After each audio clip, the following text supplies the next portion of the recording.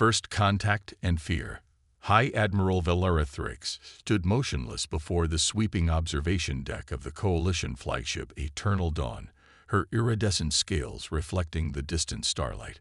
The emergency meeting she called had brought together the Coalition's highest-ranking officials, yet none dared break the tense silence as they stared at the holographic display dominating the chamber center. "Impossible," she finally whispered, her four eyes fixed on the massive vessel that had appeared at the edge of Coalition space. The ship was unlike anything their sensors had ever recorded. A sleek, angular behemoth nearly 3 kilometers in length, its dark hull seeming to drink in the light of nearby stars. "The readings are verified," Admiral, reported Chief Science Officer Xantol, his tentacles twisting nervously as he manipulated the holographic controls. "It bears markings in human script. Designation: Hess Phoenix."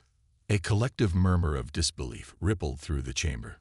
Humans, the same species the Coalition had dismissed centuries ago as too primitive and war-prone to join galactic society.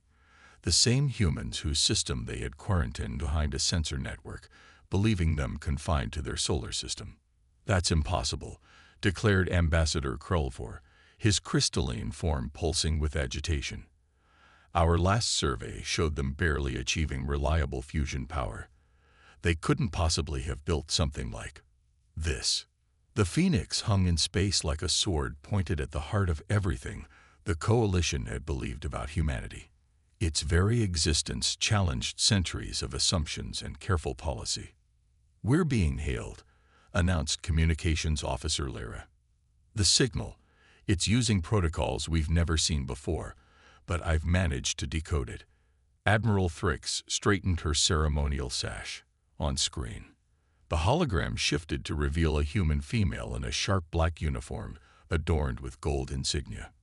Her dark skin contrasted with short silver hair, and her eyes held the weight of years that didn't match her apparent age. "This is Captain Sarah Chen of the HSS Phoenix," she stated calmly. "We've been away for a while, but we couldn't help noticing you've built quite a neighborhood watch around our home. Care to explain?" The casual confidence in her tone sent chills through the Coalition leadership. This was not the voice of a representative from a primitive species seeking admission to galactic society. This was the voice of someone who knew exactly how much power they wielded. "I am High Admiral Valara Thrix of the Galactic Coalition," she responded, struggling to maintain her diplomatic composure. "Your vessel's sudden appearance has caused considerable concern. We have no record of human civilization possessing technology of this magnitude." Captain Chen's smile didn't reach her eyes. "The Coalition has a lot of records about humanity that need updating, Admiral. The Phoenix disappeared 300 years ago, during humanity's first attempts at faster-than-light travel. We encountered something unexpected, a temporal anomaly that threw us forward in time. While for us it's been only 5 years of subjective time, we've returned to find our world contained." The implications hit Thrix like a physical blow. If this ship was 300 years old by human standards, what were they capable of now? And more importantly, why had they allowed the Coalition to believe they were primitive all this time? "We request a full diplomatic delegation," Thrix said carefully. "This situation requires immediate discussion at the highest levels." "Granted," Chen replied. "Though you should know, we're not the only ones who've been away. The Phoenix was just the first to return home. There are others, many others. The Coalition's assumptions about humanity have left you dangerously uninformed about what's really been happening in the galaxy." As the transmission ended, Thrix turned to her assembled staff. "Contact the Council immediately. All our protocols regarding humanity need to be reviewed, and get me everything we have on temporal anomalies and human FTL research from 3 centuries ago." As the officials rushed to comply, Thrix returned her gaze to the Phoenix. Its presence had just shattered centuries of carefully maintained galactic order. The question now was whether that order could be rebuilt, and whether humanity would allow it to be rebuilt on the Coalition's terms. In her quarters later that night, She reviewed the initial sensor scans of the Phoenix. The power readings alone suggested technology far beyond the Coalition's current capabilities. And if this was indeed a 300-year-old vessel, what other surprises had humanity kept hidden all this time? The quarantine of Earth had been meant to contain what the Coalition saw as a dangerous, primitive species. Instead, it seemed they had merely turned a blind eye to humanity's true development, creating a blind spot that might now prove fatal to the Coalition's dominance of galactic affairs. Tomorrow, she would meet with Captain Chen and her crew. But tonight, as she stared at the stars through her viewport, Fricks couldn't shake the feeling that the galaxy as she knew it had changed forever. The humans hadn't just returned. They had revealed themselves as players in a game the Coalition hadn't even known was being played. The Phoenix rises. Captain Sarah Chen walked the gleaming corridors of the Phoenix, her footsteps echoing against metal that still shone like new despite its centuries-old construction date. Engineering crews worked tirelessly around her, maintaining systems that had become legend in their absence. To them, the last mission had been mere years ago. To the rest of humanity, they were living ghosts. "Status report," she called out, entering the bridge. The command center hummed with activity, holographic displays showing the Coalition fleet maintaining their respectful distance. Lieutenant Commander Marcus Rivera, her second in command, looked up from his station. 5 more Coalition capital ships arrived in the last hour. They're trying to be subtle about it, but they're establishing a containment formation. Chen allowed herself a small smile. Let them try. Any word from Home Command? Yes, Captain. The Artemis and Hyperion have broken stealth protocols. They're revealing themselves in the Centauri and Sirius sectors, just as planned. The pieces were falling into place. For centuries, humanity had maintained the illusion of being confined to their solar system, all while building a hidden network of colonies and fleets. The Phoenix's return was the signal they'd been waiting for. "Captain," called out Communications Officer Yuki Tanaka, "we're receiving a priority transmission from Admiral Zhang. Your eyes only." Chen retreated to her ready room, activating the secure quantum channel. The holographic form of Admiral Elizabeth Zhang, commander of Earth's hidden fleet, materialized before her. "Sarah." Zhang's voice carried the weight of centuries of planning. The Coalition's reaction. "Just as predicted, Admiral. They're scrambling to understand how they could have missed this. Their arrogance made them blind." Zhang nodded. "The Phoenix's temporal displacement wasn't an accident, Sarah. When we launched her 300 years ago, we knew she'd encounter that anomaly. We needed a ship from our past to emerge now, to help sell the illusion that we're only just revealing ourselves." Chen had suspected as much. The Phoenix's accidental time jump had been too convenient, too perfect for humanity's plans. "The Coalition quarantined Earth believing they were containing primitives," Zhang continued. "Instead, they gave us exactly what we needed. A blind spot to build our strength. While they watched our surface activities, our deep space installations, and quantum tunneling networks grew unchecked. The crew's still adjusting to the truth," Chen admitted. "Finding out our mission was planned, that Earth knew we'd skip these centuries. They'll understand. Every crew member was chosen not just for their skills, but for their ability to handle this revelation. You've done well, Sarah. Now comes the next phase." As the transmission ended, Chen returned to the bridge. The Coalition ships hung in space before them, their formations betraying their uncertainty. They still didn't realize that humanity had spent centuries preparing for this moment, using the Coalition's own prejudices against them. "Message from Coalition Command," Tanaka announced. "They're requesting permission to send a diplomatic party aboard." Chen settled into her command chair. "Granted. Let's show our guests exactly what humanity's been up to these past few centuries." The diplomatic shuttle approached cautiously, carrying High Admiral Thrix and her team. As they docked, Chen couldn't help but appreciate the irony. The Coalition was about to learn that their greatest mistake wasn't underestimating humanity's technology. It was underestimating human patience. The Phoenix's main conference room had been prepared for this meeting. Ancient Earth artifacts decorated the walls. Paintings, sculptures, texts, each chosen to remind their visitors that human civilization had endured and evolved for millennia before reaching the stars. "Welcome aboard the Phoenix," Chen greeted the Coalition delegation. "I believe it's time we had an honest discussion about humanity's place in the galaxy." Thrix's 4 eyes darted around the room, taking in technology that shouldn't exist by their understanding of human capabilities. "Your vessel, it's remarkable. But if this truly is a 300-year-old ship, then imagine what our current ships can do." Chen finished for her. "The Phoenix is a museum piece, Admiral. We kept her in service because she's a symbol, a reminder of how wrong the Coalition was to judge us, to try to contain us." The revelation hung in the air like a physical presence. Outside, more human ships were revealing themselves across Coalition space, emerging from stealth fields that had hidden them for centuries. The galaxy was about to learn that humanity hadn't been contained. They had been waiting, watching, and preparing.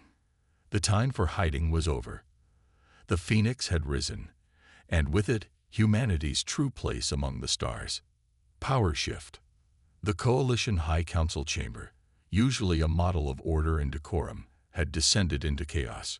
Representatives from 1,000 worlds argued as reports flooded in. Human ships appearing in every sector, colonies revealing themselves on worlds thought uninhabited, and technologies that defied Coalition understanding. Supreme Counselor Vental, his crystalline form pulsing with agitation, slammed his resonant staff against the chamber floor. The sound cut through the din, restoring the semblance of order. "The humans have hidden fleets in 37 sectors," he announced, his voice tight with controlled fury. "Their quantum tunneling network extends beyond even our most distant outposts. While we watched their surface activities, they built an empire in our blind spots." On the massive holographic display dominating the chamber's center, red dots appeared, marking confirmed human installations. They formed a web that encompassed nearly half the known galaxy. "How?" demanded Counselor Kraz, his scaled hide darkening with embarrassment. "How did we miss this?" The answer came from an unexpected source. Dr. Lyra Nash, a human scientist who had worked with the Coalition for decades, stood from her observer's seat. Her presence, once tolerated as a gesture of inclusivity, now carried new weight. "You missed it because you wanted to miss it," she stated simply. "The Coalition was so convinced of human primitiveness that you never questioned why we accepted your quarantine without protest. You saw what you expected to see." The chamber fell silent as Nash approached the holographic display.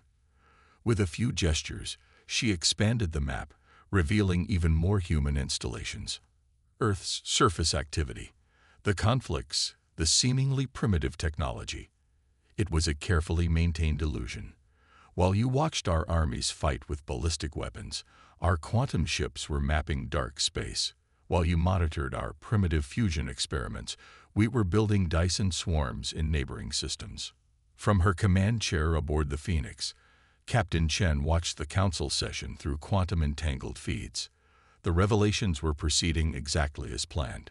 Beside her, Admiral Zhang's hologram smiled with satisfaction. "The Coalition's response?" Zhang asked. "Just as predicted," Chen replied. "Their military command is pushing for immediate action, but their civilian leadership is paralyzed. They know any aggressive move could trigger a war they're no longer sure they can win." On the quantum feeds, the council chamber erupted again as new information appeared. Details of human technological achievements that had been hidden for centuries. Antimatter production facilities, consciousness transfer technology, ships that could manipulate space-time itself. The Phoenix was never just a ship, Nash continued in the chamber. It was a message in a bottle, sent forward in time to signal that humanity was ready to reveal itself. Every member of its crew knew their mission might end in temporal displacement. They volunteered anyway. Supreme Counselor Vental's crystalline form dimmed with realization. "Your quarantine. You used it as cover." "We used your prejudices as a shield," Nash corrected. "Humanity needed time to develop, to expand, to prepare." You gave us that time by convincing yourselves we were safely contained. Every human who worked with the Coalition, every diplomat who played the role of a representative from a developing species, we all served to reinforce your comfortable assumptions. In orbit above the Council world, more human ships dropped their stealth fields. The Phoenix was no longer alone.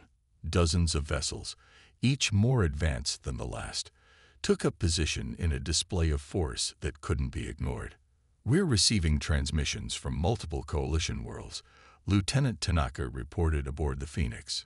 "Several systems are requesting immediate diplomatic relations, independent of the Council." Chen nodded.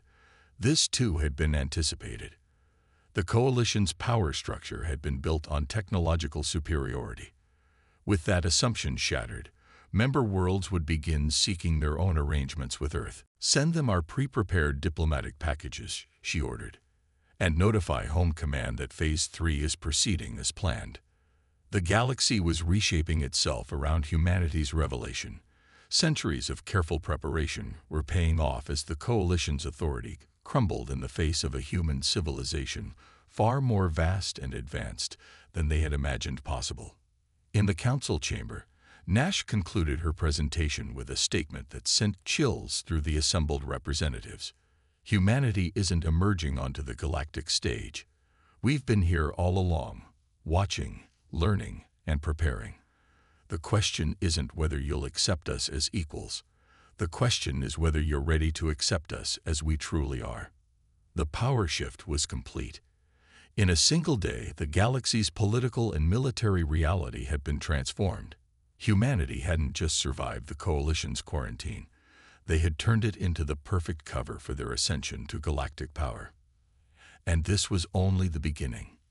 Alliance and betrayal. The attempted theft of the quantum core happened at precisely 300 Coalition Standard Time. Deep within the Phoenix, alarms blared as security fields detected unauthorized quantum signatures, the unmistakable sign of Coalition stealth technology. Multiple intruders in Engineering Section Delta. Lieutenant Commander Rivera reported, his hands flying over the tactical console.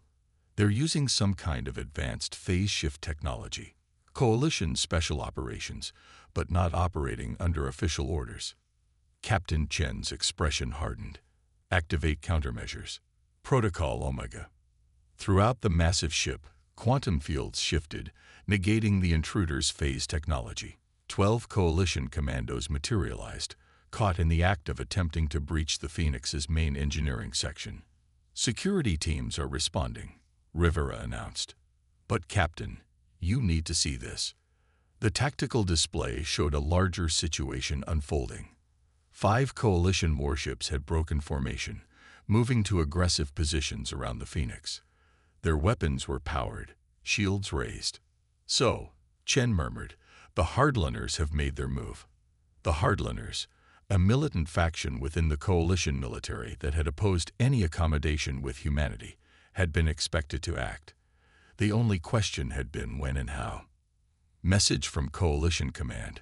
Communications Officer Tanaka reported. "High Admiral Thrix is demanding to speak with you." Chen nodded. On screen, Thrix's image appeared, her scales pale with what appeared to be genuine distress. "Captain Chen, I assure you this action was not authorized. The perpetrators will be—" "Save it, Admiral," Chen interrupted. "We both know exactly what this is. The Hardliners couldn't accept the new reality, so they decided to steal our technology instead. The only question is whether you're with them or against them." Before Thrix could respond, new contacts appeared on the tactical display. Ships were emerging from quantum tunnels. Dozens of them, then hundreds. But they weren't Coalition vessels. The hidden human fleet had arrived. Admiral Zheng's flagship, the Hyperion, dropped out of quantum space directly above the Phoenix. Its massive form dwarfed even the Coalition's largest vessels, its hull gleaming with technology centuries beyond their understanding. "This is Admiral Elizabeth Zheng.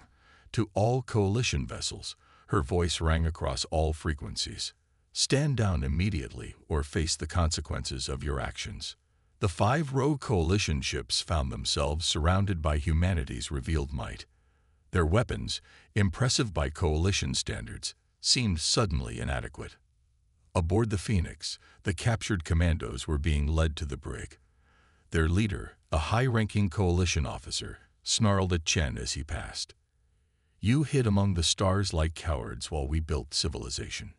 Chen's laugh was cold. "No, Colonel. We built our own civilization while you congratulated yourselves on containing us. The difference is, we did it without relying on the suppression of other species." In orbit, the standoff continued. 4 of the 5 coalition ships powered down their weapons, their crews realizing the futility of their position. But the 5th, commanded by hardliner Admiral Kexler, remained defiant. "We will not submit to human dominance." Kexler's transmission crackled with fury. "The Coalition has maintained peace for 1,000 years. We will not let primitives." His words cut off as his ship's systems suddenly went dead, disabled by technology the Coalition hadn't even known existed. The mighty vessel drifted, powerless, its crew learning the hard way just how outmatched they truly were. 1,000 years of peace built on suppression isn't peace at all. Zhang's voice was calm but carried unstoppable authority. Humanity spent centuries preparing not just to reveal ourselves, but to ensure that no species would ever be treated as we were again. In the Phoenix's conference room, Chen met with High Admiral Thrix and the loyal coalition representatives. The attempted theft had changed everything. And yet nothing. It had merely accelerated plans already in motion.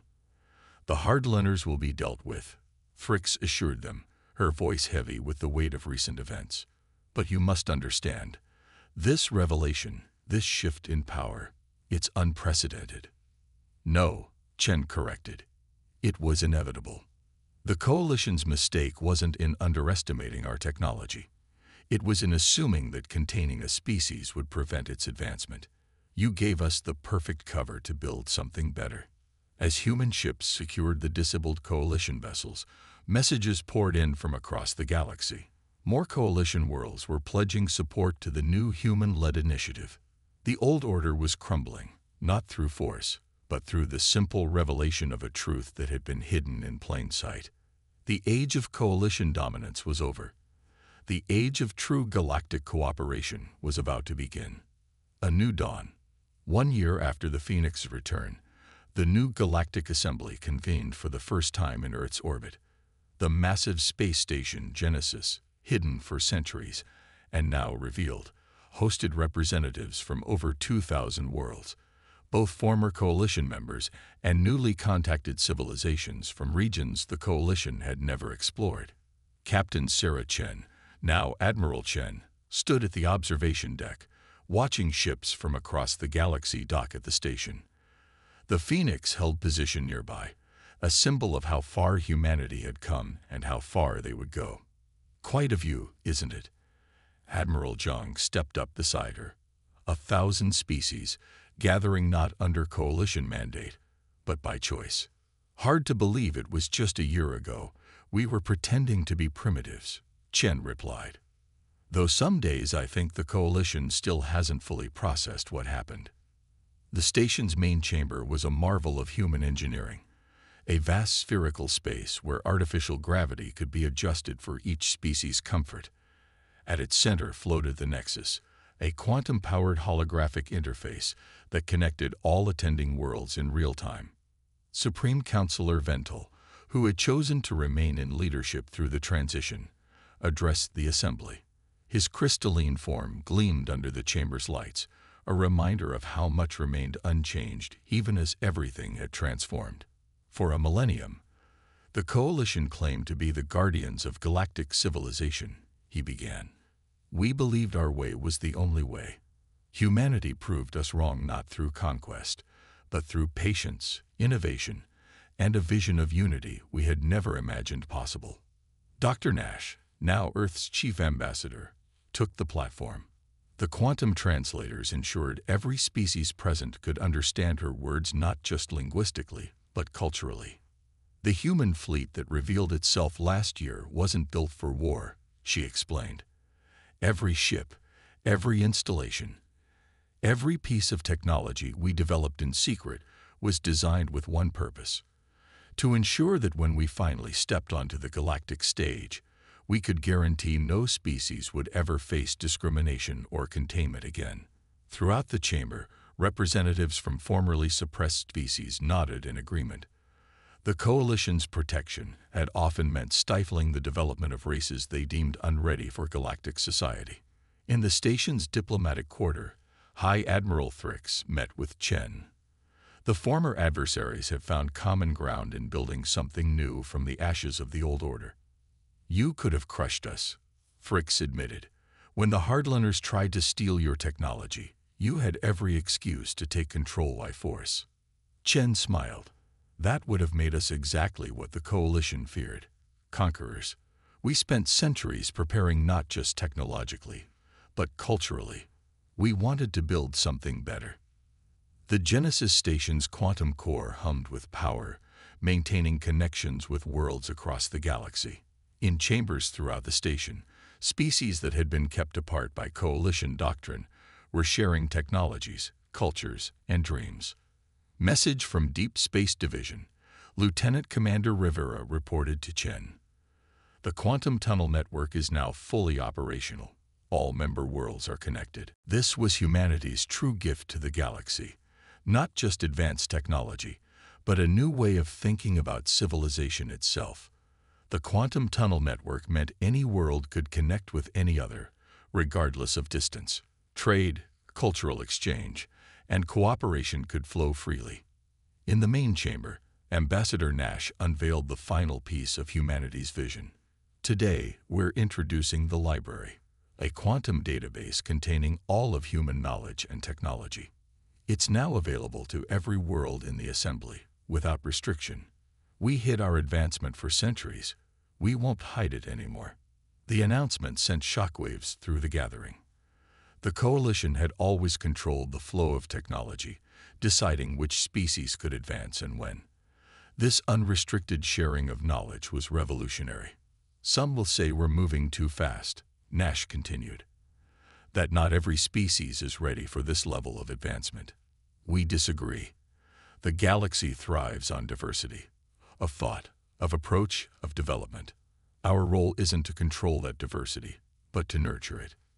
Admiral Chen returned to the Phoenix later that day, watching as ships from across the galaxy tested their new quantum tunneling capabilities. Humanity's hidden empire had transformed into something greater, a true galactic community where advancement wasn't controlled, but shared. "Captain's log, final entry," she recorded.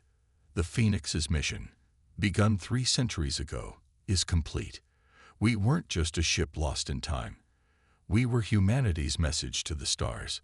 Our revelation shattered the old order, but more importantly, it offered hope for something better." As the Genesis station glowed against Earth's backdrop, ships of all designs and origins moved in harmony through space.